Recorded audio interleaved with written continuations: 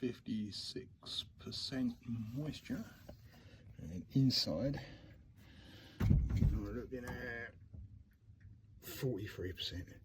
So yeah, really not bad at all. Got one bag down there and one up there.